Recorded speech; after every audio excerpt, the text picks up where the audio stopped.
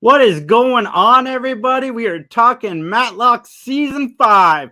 Jason, I'm joined by John. John, now if you could please handle getting us 2 clean glasses of coffee, I would greatly appreciate it because the last one had a thumbprint on the side of it that I was not okay with. Neither were my associates. So if you could just get that done, and then while you're at it, you can go ahead and scratch your back against the wall as somebody tries to flirt with you that you don't notice, everybody. This episode of Mattalk, can't wait to talk about it. It's super, super exciting. It's called The Mother. It's the first episode of Season 5.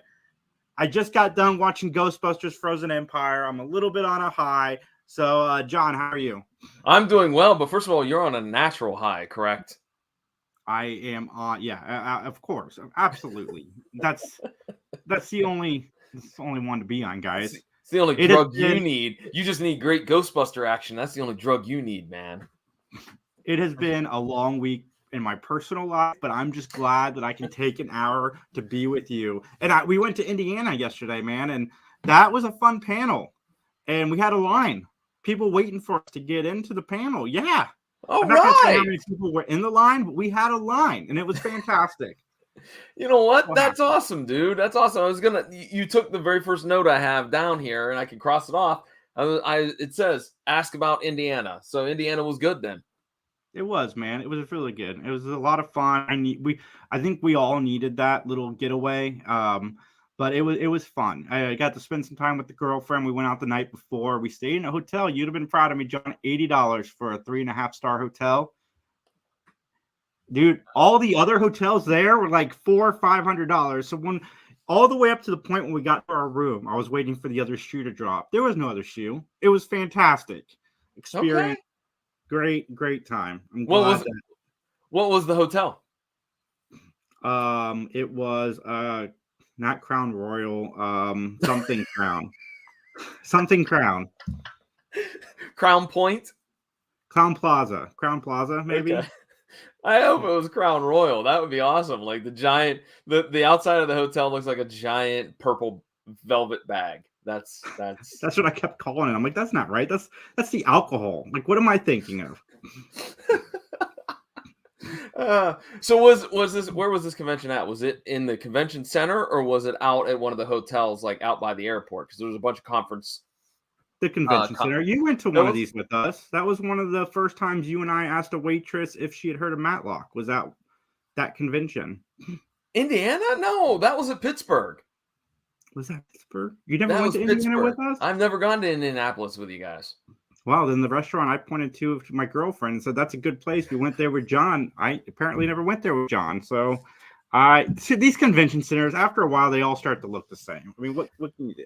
Okay, Justin bailed me out. Nope, I was there and it was Indiana. That's what he says in his note. Yes, I believe that you were correct. Justin said, I thought you had a wrestling thing. That's probably I was booked at a wrestling show, of course, probably. That's where I am half the time in my life. But anyways, well, that's great, man, that you guys had a great showing out there. Did you pick up anything cool at the Comic-Con? I bought a tie. Wait, what? I bought a Star Trek tie. I'm going to a wedding on Star Wars Day, so I thought, what better way to celebrate Star Wars Day than to get a Star Trek tie? That's all I got, man. I went to Comic-Con with a list of things to buy, but as an adult, when you go to the Comic-Con, as much as you want to buy all this stuff, you start to think of the other things you can use your money on, like groceries or bills or all that other fun stuff, and you're like, I can't do it. Even though I worked my ass off and I got everything so far ahead that I could splurge this weekend. I didn't, and it felt kind of good. Okay, all right. Well, since we're sharing what's been going on with us here recently, I had a first last night. I had a first. Congratulations, John! You finally met that special lady. Well, first of all, you already know that special lady, but she took me to my first ever country music concert. That's right. Tim McGraw. That's right. We went and saw Tim McGraw. And I mean, it was fine. I don't know any of his songs other than I Like It, I Love It. That song I know, but that's the only one I know. Don't take the girl. Do, do, do, do. Is that one of them? Yeah. I don't know. Really? Yeah, I don't mind some Tim McGraw. He's fine. Okay. Hey It's man, not let my me just it's not my style of music either, but there's some Tim McGraw songs that I'm cool with. Same here. Same here. Like he's not my cup of tea, but where the green grass grows, that's one that Justin's talking about. Maybe if I heard it last night and I knew that that's the name of the song, I would have went, oh yeah. I mean, look, yeah, not my cup of tea, but my girlfriend has gone to other concerts that she, like Sylvan Esso. She was like, I don't know about this band, but I'll go. Turns out she liked them, but that's the give and take of a relationship. It is. Mm-hmm. It's more fun to take than to give, but I'm just kidding. Well, you know what? You beat me to the joke. I was going to try to fit in some joke about an alibi with a relationship, but nonetheless, Jason, are you ready to jump on into this, man? Hold on, John. I mean, guys, I had a huge milestone. So I have a guy that I buy my movies from, Toyologist over on Whatnot. You're welcome for the plug, buddy. But he had Perry Mason, the complete series. It's like a $200 box set. And you guys already know that I have Murder, She Wrote, I have Matlock, I have Columbo. So I was missing the Perry Mason set. I got it for $40. It's a freaking steal. I was so excited. It's sitting in my living room with the other two. And I can't wait to unite it with Matlock as well. And I can have the foursome in my background when we do this show. Very exciting, John. Very exciting. And Ghostbusters Frozen Kingdom, guys, it's a Ghostbusters movie. I don't know what everybody's expecting out of a Ghostbusters movie. If you like Ghostbusters, you like Frozen Kingdom, that's my review. All right. So, yeah, we can jump into it, John. All right, then let's get into our opening statements. As you mentioned, the episode is entitled The Mother. Its original air date was September 18th, 1990. Small, interesting factoid, by the way. This past Monday, this was the episode on MeTV. So I texted you, Jason, and let you know about that. But as you also mentioned, it's the first episode of season 5. So curious to see if that momentum from season 4 carries on over here. I'm not going to comment one way or the other. And Jason, you look like your lips are sealed, huh? Mm-hmm. Okay. Well, let's talk about some guest stars. Let's talk first of all about a young lady by the name of Eileen Barnett. She'll be playing the role of Laura Larson. You may know her from a previous episode of Matlock, the bestseller, which was episode 4, season 4. She played Elizabeth Lyle. This was the romance writer who then was killed by or was accused of killing a friend's husband. I remember this episode. It was because my biggest thing was I was confusing it because there was the advice columnist one called The Lovelorn. And that is where we're going to find another one of our guest stars. More on that in a minute, ladies and gentlemen. Eileen also has played the role of Judith Scott on Knots Landing. She's had a long 148 episodes tenure on Days of Our Lives as Stephanie Woodruff. Elaine Braddock on Who's the Boss, and a ton of other credits to her name. And here we go. Here's a stretch, but I'm going to make it work. She's also connected to the Matlock reboot because she was on an episode of Harry's Law with Kathy Bates. You know what? I'll accept that. That's a good connection. That's a good one. Well, let's talk about probably, at least in my humble opinion, the most recognizable of all the guest stars. Shirley Knight. Oh, that's not who I thought you were going to say. Oh, no. Shirley Knight as Phyllis Todd. You may know her from her role on Desperate Housewives as Phyllis Van de Kamp. She was Mom in Paul Blart Mall Cop. Niecy in The Divine Secrets of the Yaya Sisterhood. Beverly in As Good as It Gets.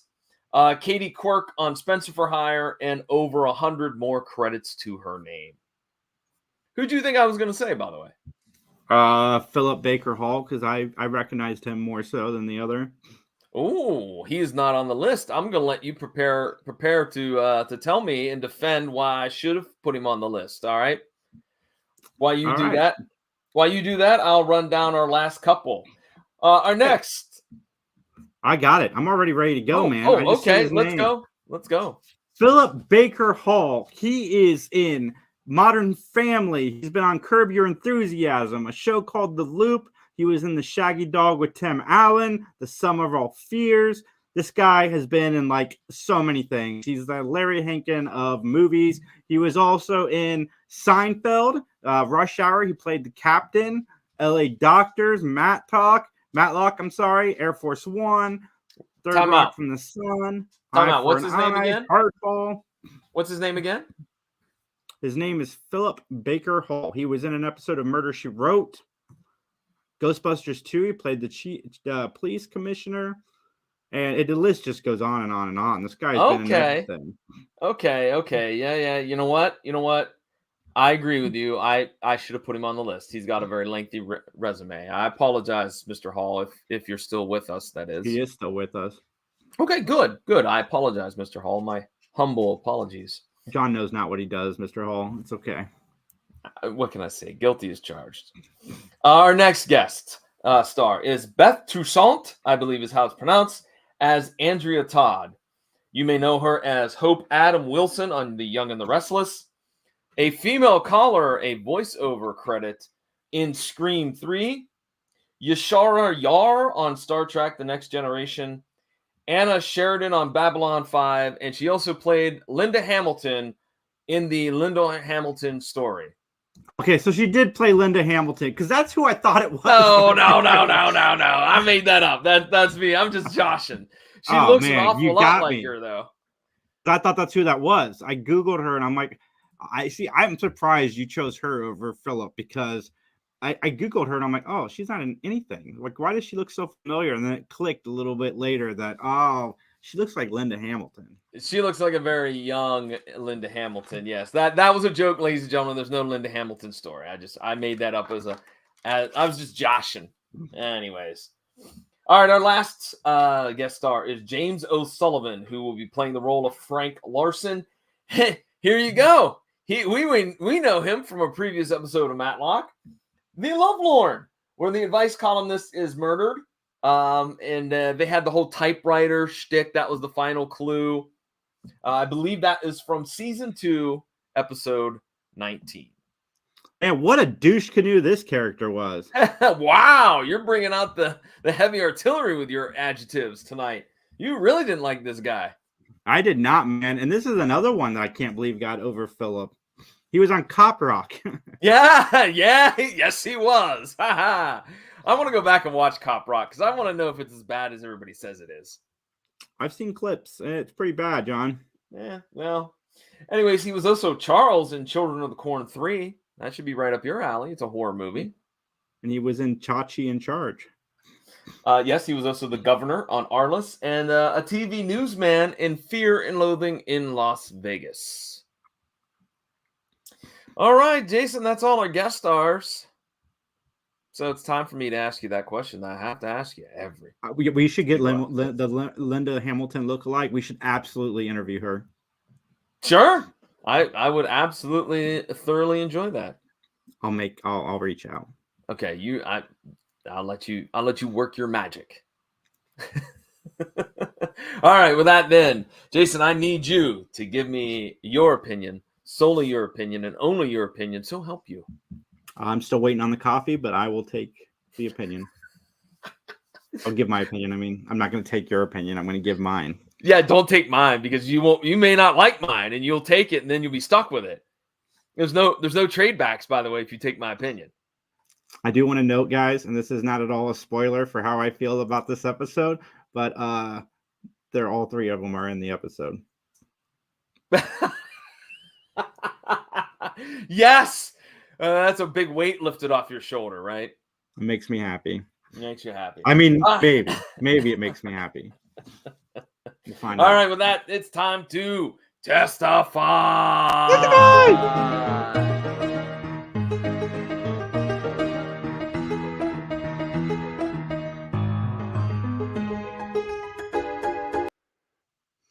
Okay. All right. The plot of this episode is a legal secretary is accused of killing her boss who had an affair with her daughter. Okay, before we dive in here, let's just start right now. This plot was a little bit shocking. I wouldn't think it would be so risque. It seems like it wouldn't be a plot for an episode of Matlock. What do you think, Jason? I don't think it's risque. Now, maybe if like the mom was dating him and then had the affair with the stepdaughter, then maybe. But there was no like shenanigans in that sense. So I mean, it's to me it wasn't that like shocking. It was for me 17% shocking. I'll just leave it at that. Let's go to the opening scene. The opening scene is a bunch of paintings of a mother and daughters. Where did they find this stuff from? It was like from the Renaissance era. I'm like, what? How does this depict a modern mother and daughter relationship? But we go to a scene of the Atlanta skyline, and then we cut to a bar where Andrea and Frank are sitting there having coffee, it looks like. And they're chatting about court cases. And Andrea's hoping that Frank can land her a clerking job. And then Andrea wants to meet Frank later that night. And he's like, I got to work. But tomorrow, the next day we'll hook up. And so we cut to Phyllis. And Phyllis is doing her job at her desk when Frank comes in and she goes, oh, Ed Jordan's waiting on you. And a big argument starts between Frank and Phyllis because Frank is outraged. He's out. How could you let me forget that? Well, I told you this morning. It's your job to tell me and keep me on track, blah, blah, blah, blah. And then he does the infamous 2 cups of coffee shtick that Jason has lifted for his intro. And so, you know, this guy is, again, one of those that are, of the many that we've had, those over-the-top jerks. Jackasses, if you will. Go ahead, Jason. I know you want to say something about old Frank Larson, so go ahead. Hit us with it. Dude, what a jerk. Like, how a jackass, in the words of Benjamin Matlock. How does she still have this job? I don't understand. There's got to be other better paying jobs. She seems like a fantastic secretary. Well, she says, like, why does she work for this guy? Well, but then she goes to get the coffee and she talks to that coworker and she's like, I'm too old. I'm in my 50s. And I guess maybe not really thinking about it in the 90s that probably might be seen as being old. I think today, in today's society, 50 is not old at all. I mean, no, we don't want it to be old, John. We're getting there. No. 50 is young. I mean, 50 is the new 20, right, John? You got it, man. You got it, because I'm a lot closer than you are. But yeah, John and I are still doing push-ups with our fingers, not our hands, our fingers. Like yeah. I got you, yeah, John. that's the work that we're doing. Yeah. Mm-hmm. One-handed. Anyways, so I mean, I guess we need these type of villains to appreciate the heroes. But yeah, I did write down though that Philip said that she wishes that Frank was dead, and that she also felt trapped like a rat in a cage. And then I started immediately singing the Smashing Pumpkins. Despite all my rage, I am still just a rat in a cage. There you go. There's some musical stylings of yours truly. Justin is appalled. He is absolutely appalled. He is. All right. Anyways, so Andrea arrives at Frank's office. Guess what? She catches him with another woman. Mm-hmm. And that other woman and him get on the elevator, and they allude to that there might be a little, as Aerosmith would say, love in an elevator. You know what I'm saying, right? I do. Well, when Frank returns, Andrea confronts him. They have a huge fight. What about the job you promised me? I can't go to that firm and tell them, hey, the woman I've been sleeping with wants a job. And then she gets mad. Oh, you can't dump me. Nobody dumps me. And she whacks him in the head with a bookend. And that does it for Frank. Now, I do have this question, though. number one strike with that, to me, that seemed like some weak sauce. Like, I think you would have had to hit him multiple times to kill him. I don't see where that one bookend right to the back of the head. I don't think that would kill somebody. What say I you? wouldn't think so either. Maybe she just hit him in the right spot. Maybe what Andrea should have done is she should have activated Skynet and then. Oh wait, sorry, that's Linda Hamilton. My bad. Murder's Anyways. wrong, folks, but this guy needed to be knocked on the head. Oh! I think this is a first. Have you ever wished death upon a character? I didn't wish death. I said murder is wrong, but he did deserve to get hit in the head. I mean, I don't think it should have killed him either. But he did deserve a bonk on the head. Maybe some amnesia. Remember, you seen the movie Regarding Henry? He started off as a jackass. Well, he got shot in the head, got amnesia, and then became a nice guy. But I don't wish that on him. But maybe a little bonk, and maybe he would have woken up as a nice guy. But unfortunately, he died. Well, and then Justin reminded us that, of course, love on an elevator is better than love on an escalator. Makes me want to not go into the mall rats. That kid is on the escalator. Anyways, folks at home, if you don't know mall rats, you can Google that later. So we go to Phyllis's house, and Andrea comes home, and she spills the beans about the affair and the murder. And so I guess it's answered a little bit later on because I wrote down in my notes, why would Andrea have this relationship with Frank? Excuse me. I wrote down that Andrea probably has some daddy issues, which I think later come up in the episode. But overall, I got to be honest, I think this was a really well done scene. I thought the acting was good. The angst and the upset nature of Phyllis was great. The emotions that were emitted from Andrea were great. I like this scene overall. I mean, I agree.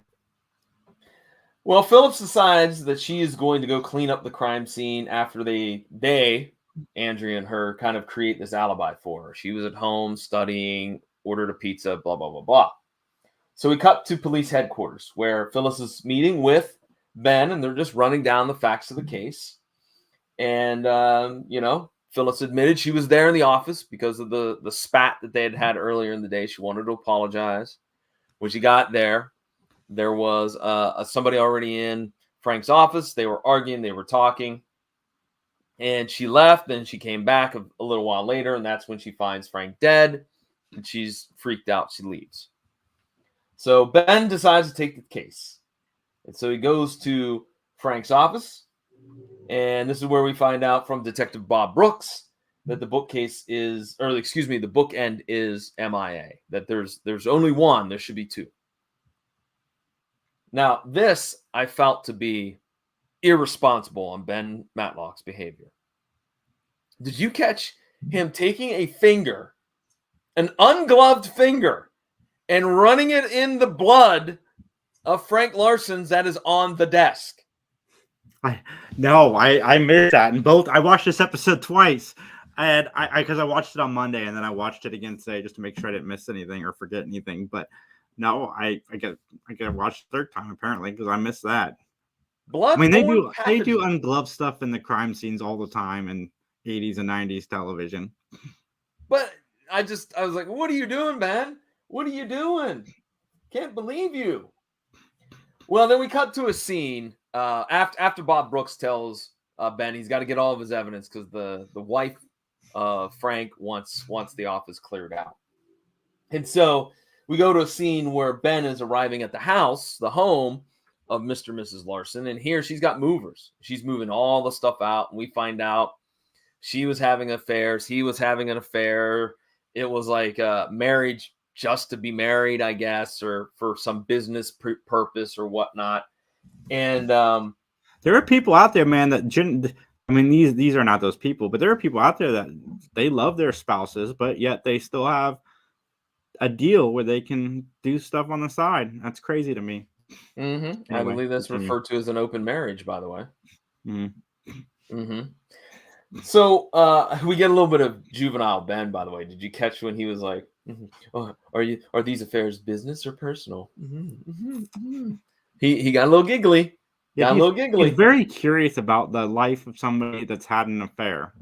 I wonder where that comes from. And I don't know where we're at in the episode as far as this happening, but he actually mentions that one of his children for the first time in like 3 seasons. Oh yeah. That's next.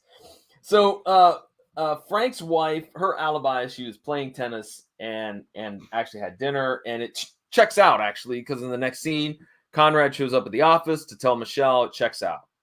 And now we get the 3 A's of how women get gentlemen to pay attention to them. Thank you, Michelle Thomas, for this little bit of comedy gold, because this is awesome.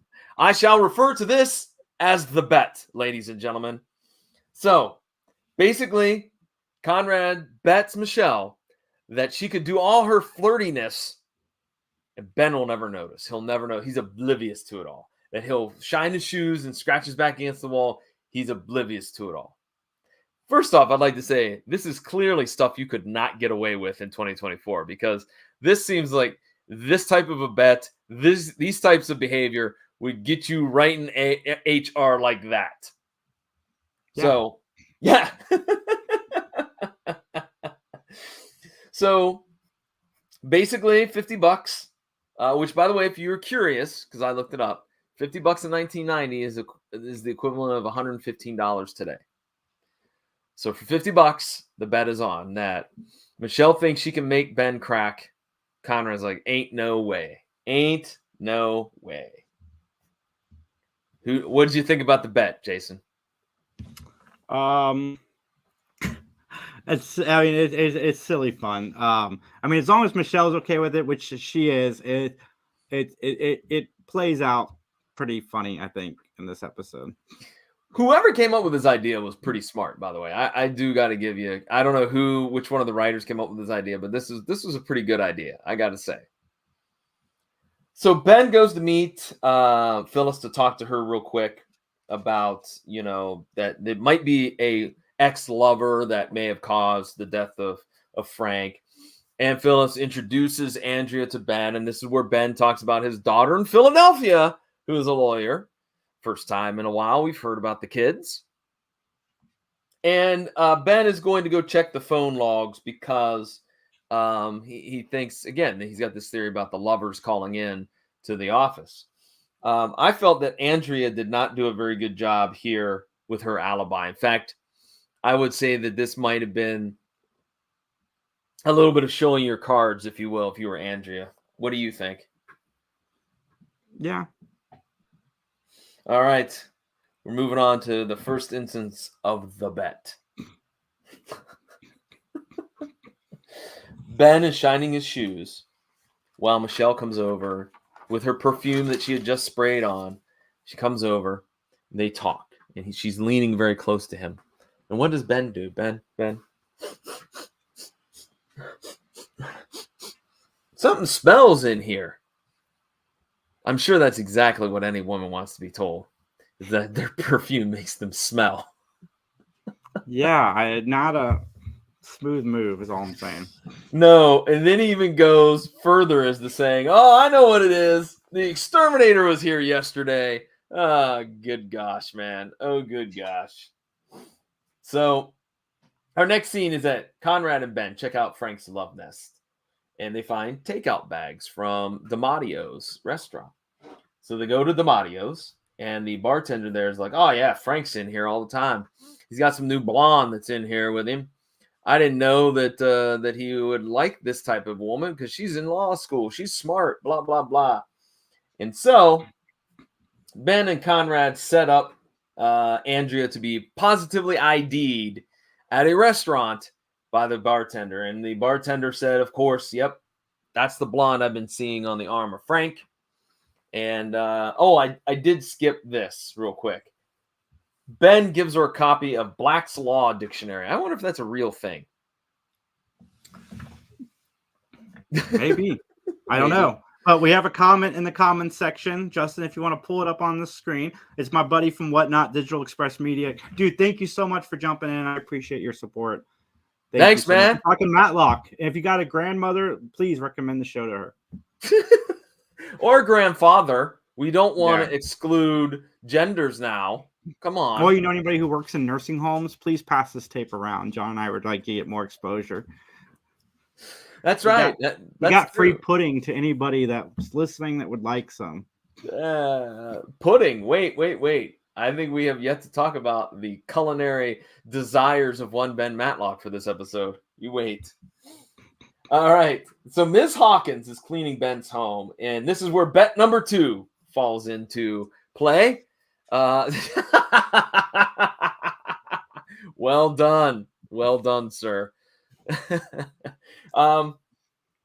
So Michelle comes in a very elegant black dress, and she goes over. They're talking about, hey, Andrew was having an affair with Frank, and then the little runway walk, right, the little wiggle, if you will, from Michelle, and then walks back with the same little wiggle. And Ben's like, oh, let's do that again.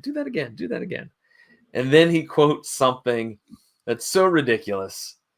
I don't even remember what it was from. I think it was from I Love Lucy, where he goes, oh, you got a little hitch in your get along. Got a little hitch in your get along. And he goes and scratches his back against the wall. The first part of bet number 2 is ruined. So far, this is not working out for Michelle. So Michelle says, let's go to lunch. Let's go al fresco. All right, which Ben doesn't know what that is. So she explains it's just eating outside. So does she think that Ben is going to suddenly think that she's showing interest in him? Because isn't she like half his age? I don't think Ben would even register that as a possibility. And what was she going to do if Ben was into her? Like, I know! This entire time leading this poor older man along. It's kind of messed up, Michelle. That's why I said in my notes I have, again, this bet equals canceled in 2024. Yeah, because, yeah, you're absolutely right on all of those. And here's the other thing. You knew that you were going to eat outside, and you knew that there was a good chance you were going to a hot dog cart, which you did. Yeah. Which makes me also wonder, I wonder in real life, who really liked hot dogs, right? Like, I'm sure Andy Griffith loved them. But, I mean, who of the guests or the supporting cast, I could just picture, like, somebody, like, for an example, Nancy Stafford on this episode showing up going, I got to eat hot dogs? I hate hot dogs. Like, I want to know. Hot dogs, I mean, I think now we're getting more into the hot dogs are gross because people are realizing what they're made out of. I still love hot dogs. But back in the 80s, man, everybody was eating hot dogs. Nobody cared in the 80s. Nitrates. We'll worry about this man, later. That came out of that time area. So, I mean, yeah, nobody cared. Mattalk wants those buns. Ben's hot dog pink cart. slime was still the go-to meat in school. So I grew up on pink slime, John. It turned out just fine. Yeah, okay. All right. Do we have another comment? We do, man. My Whatnot friends are showing up in droves. What's up, Sriracha? Thank you so much, buddy. Yes, absolutely. Mr. Sriracha, thank you again. That sounds like a wrestling name. Like that seems like a luchador name. You know, Mr. Sriracha. Anyways, I'm the wrestling nerd here. What can I say? Well, Ben confronts Phyllis about Andrew's affair. He's like, look, the gig is up. And this one, I thought this was weird. She begs him not to bring it up and says that she'll have to fire him. But you're the one that needs Ben. Ben doesn't really need you, Phyllis. Right? Yeah. Yeah, Ben doesn't need you. I knew the second she told him that he wasn't going to listen. He'd find a loophole around it. Oh. Because Ben is like the only honest defense lawyer in America. Wow.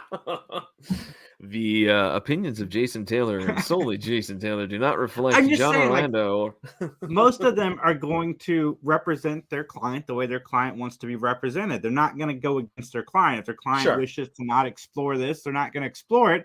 they're going to find other ways to get the client off, but not Ben, because he believes in doing the right thing. And if that daughter deserves to be in prison, Jason gets sued.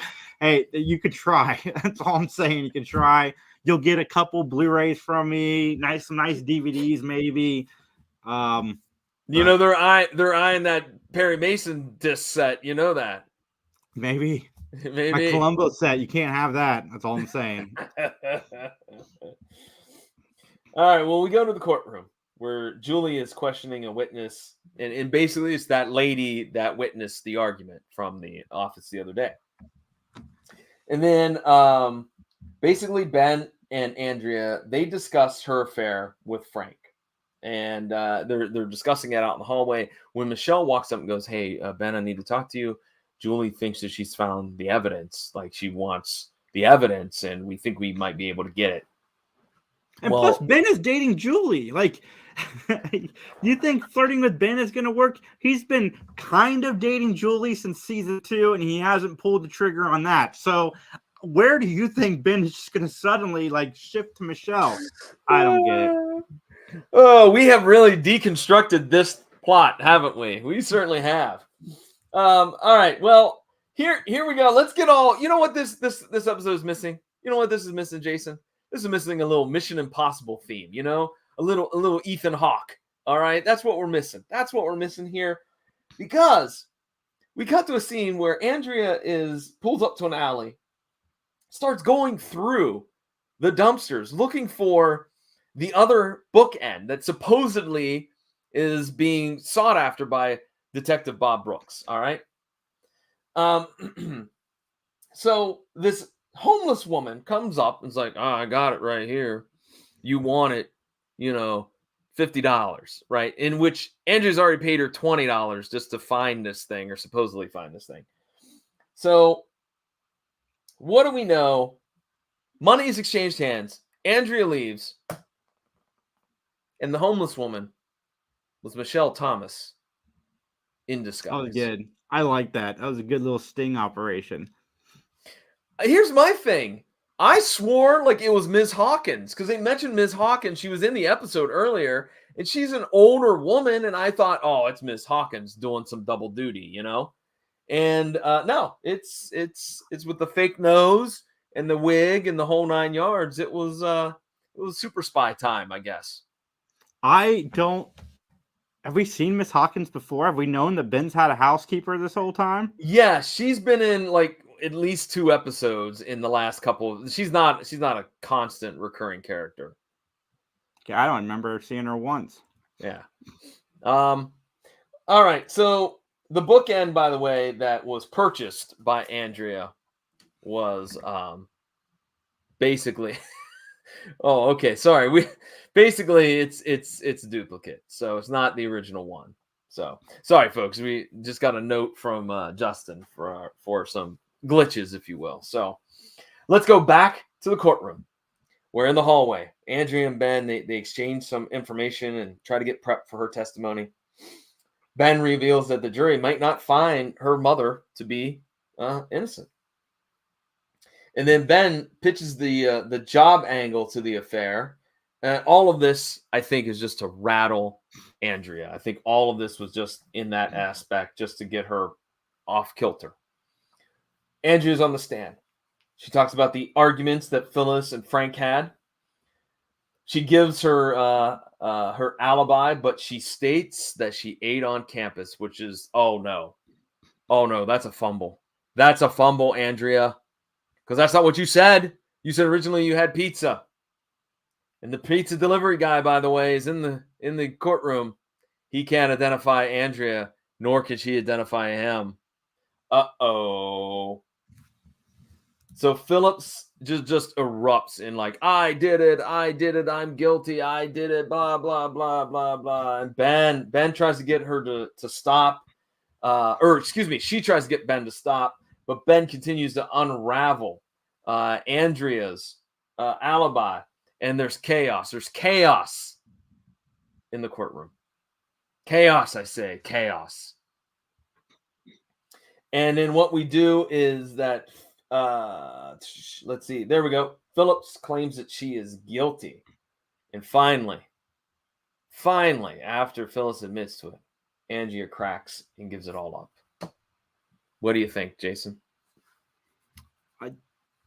I'm not testifying or giving my closing statement yet. Okay. So I will hold off. Okay. So we cut to the outside in the hallway where Conrad wants his money, but Michelle says, not till the end of the day. Not till the end of the day. And so Ben comes out and says, hey, Michelle, are you busy tonight? No, Ben. No, why do you ask? Well, I have tickets to the opera that I was giving. Wow, that was a lengthy one. Anyways. Yeah, no, that was a bot. I'm sorry, Justin. I didn't mean to click on that. Producer Justin's going ape shit in the background. See? Sneak peek. Anyways, but you know what? I'm going to just give you the tickets. Ben, she thought Ben was going to ask her out on a date, but Ben was like, here's the tickets. You can just have the tickets. And then, in what was hilarious, the closing scene is Ben says to Conrad, has Michelle been acting a little weird? Maybe we need to find her a man. And then Conrad goes, oh, she's got it taken care of with the 3 A's. And that, my friends, is the episode, The Mother. So, Jason, you got anything you want to discuss here? You want to get to it. You want to get to the, okay. You know what?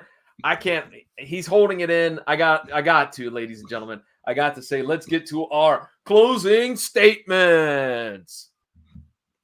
This is the part of the podcast where John and I will rate the show on a gavel system. 1 gavel means we absolutely hated it. 5 gavels means it was absolutely amazing. -37 gavels means that I am retiring from life. I'm moving to Florida in a van and going to live down by the river. John, how many gavels do you rate this episode? I give it 4 gavels. I liked the bet. I thought the acting was good, especially between Phillips and Andrea. The comedy that was laced within the bet was great. My only gripe that I have is, as we talked about at the beginning, you hear your mother whine and complain and argue with this dude, and you're like, oh yeah, I'm gonna have sex with him. Like, well, that's her boss. Not me. I actually do love my boss, but a lot of people complain about their bosses, and their bosses might be lovely people outside of work. Because, most bosses are not usually, somebody that you can be like buddy with. But so she's probably just like, my mom just complaining about this guy. He's nice to me. He would never do that to me until, they do it to them. And then they're angry. Yeah. There's a lot of doing it, by the way, between Andrea and Frank. But I digress. Okay. Well, that's it. But I still give it a solid 4. What say you? I give it a 4.5. I also really like this episode. It was a lot of fun, a great kickoff to the season 5 premiere. I liked it. We're continuing the trend of season 4 a little bit better because we have everybody in the episode working off each other the way I personally like this show to be. And yeah, man, in these chats, I have a lot of issues trying to find out why people love the first 2 seasons so much, because those are the episodes everybody chats about. When seasons 4 and 5 of Mattalk, so far, 5 of them were 1 episode in, 3 and 4, I'll say, have been just so much better as far as writing, story, so on and so forth. So I don't get it, but this is another strong one. Yeah, agreed with you 100%. Justin, do we have any comments? We do, man. Another one from my Whatnot group. Guys, thank you so much. This Discord is coming through for us tonight, John. Thank you guys so much for the support. Please hit that like button. I appreciate it. I love all of you guys. It's fantastic. Is that Spatial Tests? Is that the handle there? Was that the handle? All right. I think so. Yeah, Jamie, thank you as well. Both Spatial Tests and Jamie, thank you for checking out the show. We appreciate it so much. Yeah, Jamie, you're wrong, but I do respect you tuning in. I'm just kidding. I've never seen an episode. I've seen 1 episode of the Andy Griffith Show. I need to fix that. But I was going to say I'm going to agree with Jamie. I'm going to agree that Andy Taylor is greater than Ben Mattalk. But Ben Mattalk is pretty much just Andy Taylor grown up. That's from my experience with the Andy Griffith Show. As long as you're not talking about naughty stuff, because then we revert back to immature Ben. Anyways, All right. Well, so 4.5 and 4, we're pretty close there. Jason, let's talk about the Three Geeks podcast, man. You were off obviously Saturday because you were in Indianapolis doing the Indiana Comic Book Convention, but normally, what can folks expect on a Saturday night if they tune in to the Three Geeks podcast? We've got a lot to catch up on this Saturday. We have a Dune 2 spoiler review that we're going to be doing. Obviously, I'm going to come with a Ghostbusters review with Max. X-Men 97 drop. We got to talk about that. We're going to be listing our favorite X-Men characters, our dream team, if you will, our top 5 characters from the X-Men universe, and just so much more. And guys, if you're an animation fan or even a fan of the X-Men series in the 90s, watch X-Men 97. It literally picks up right where the last one left off. It's like no time has passed and you're right back in that world. You know, the animation is slightly different, but it's the same. Like, it's a little bit brighter, but it's the same style animation. The voice actors all do a great job.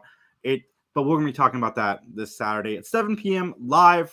And you know, I post shorts every day, and it's fun. Come hang out with us. Come say hi.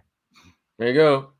Three Geeks podcast on all the social medias, and that's where you can find them. And at 3geeksj, if you want to come check me out on Instagram, say hello. I get a lot of DMs from Mattalk fans, and I love it. Well, as for me, you can find me, of course, at PVDMVP. That's my Twitter handle, X handle, whatever you want to call it. That's my personal Twitter account. But let's talk about the PVDcast, which is my own personal podcasting project.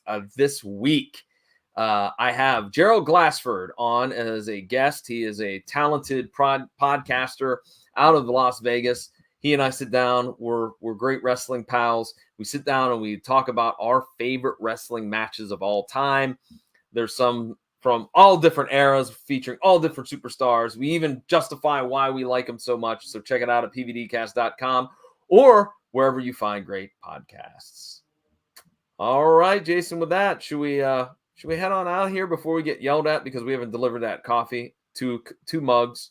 Clean. Like, comment, subscribe. If you left messages in the chat, leave a comment afterwards. The comments help so much. The chat helps. The likes help. The subscribes help. It all helps. Guys, go check out some of our previous. We've interviewed members of the cast. Go check those out. And that's all I got. So, as they say in court, nothing further.